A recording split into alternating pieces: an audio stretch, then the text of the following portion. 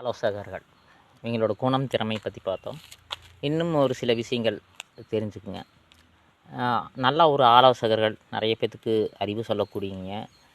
அதிகமாக பேச மாட்டாங்க, அவங்களோட சிந்தனையிலே இருப்பாங்க. அவங்களுக்கு என்ன வேலை இருக்குதோ, என்ன சொல்லுக்குதோ, என்ன செயல் இருக்குதோ, என்ன அனுபவம் இருக்குதோ அதுக்குள்ளேயே வாழ்வாங்க.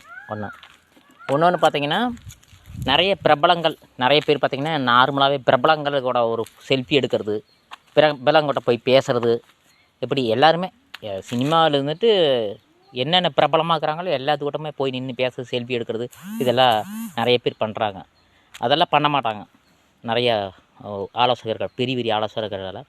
அப்புறம் பார்த்திங்கன்னா, அதாவது தன்னம்பிக்கை இருப்பாங்க, விடாமுயற்சி இருப்பாங்க. அப்புறம் பார்த்திங்கன்னா மன உறுதியாக இருப்பாங்க. நிறைய பேர்த்துக்கு சில அறிவுரைகள் சொல்லுவாங்க, பிடிச்சவங்களுக்கு, அவங்கள புரிஞ்சுக்கிட்டவங்களுக்கு. அவர் சொன்னால் ஒரு டைம் சொன்னால் கேட்குறவங்களுக்கு. அது ஆண்களும் ஆலோசகர் இருக்கிறாங்க, பெண்களும் ஆலோசகர் இருக்கிறாங்க. சரிங்களா? 2 விதமான ஆலோசகர் இருக்கிறாங்க, ஆண்கள் மட்டும் கிடையாது. அப்புறம் பார்த்திங்கன்னா எல்லாமே பெருசாக எடுத்துக்க மாட்டாங்க, பெருசாக ஃபீல் பண்ண மாட்டாங்க, கவலைப்பட மாட்டாங்க. ஒரு விஷயம், ஒரு இன்சிடென்ட் ஆச்சுன்னா 15 மினிட்ஸில் மறந்துட்டு வேறு வேலையை பார்த்துட்டு போயிட்டே இருப்பாங்க. ரொம்ப போட்டு மண்டை போட்டு அமுக்கிக்க மாட்டாங்க. திடீர்னு அதுக்குள்ளே ஒரு யோசனை இருக்குது, அதுக்குள்ளே ஒரு ஆலோசனை இருக்குது, அதில் எது பெஸ்ட்டோ, அது எது பெட்டராக இருக்குதோ அதை எடுத்துகிட்டு போயிருப்பாங்க. அவங்களுக்கு தான் ஆலோசகராக போடுவாங்க. நல்லா நிறையா தேடுதல் இருக்குது, அதில் பயங்கரமாக போவாங்க.